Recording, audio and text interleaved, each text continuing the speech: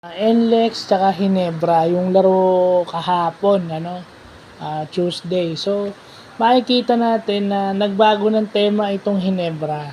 No?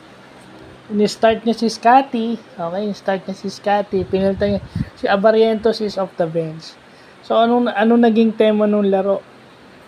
Yung tatlong, yung pagkatapos nung jump shot ni Japet na boarding, okay?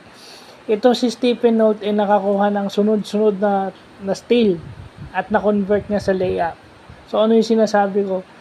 Ginawa niyang number 3 o small forward ito si Stephen Holt para ma-maximize yung talent nito sa depensa. Okay? Dahil nag-i-struggle ang defense ng Hinebra. So, coach team put emphasis on perimeter defense. Kaya nakakuha ng maraming turnovers si Stephen Holt. And, na-maximize niya yung talent nito ni Abarientos, ni Thompson, at nito ni Holt. Pati ni Amnisi. Okay? And aside from Japet and Brownlee na nandun na siya talaga, so yun. Kailangan ng backcourt scoring. Kung sino yung nasa guard line na interchangeable na ngayon for Hinebra, kailangan tulungan yung si Japet at saka si Brownlee. Alam naman nating nandiyan na si Japet at saka lalo na si Brownlee, given na yan. No? I think Hinebra must realize na every time ipapasok sila, kailangan may contribution sila on both ends. And yun na lang yung sinasabi, LA is must be used. John Pinto must be used.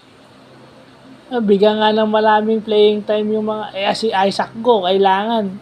Pag pinasok yan, automatic yan, di ba? Kasi yan yung additional rim protect. Hindi naman sa kaso yung big body lang on defense na pwedeng tumulong kay Brownlee.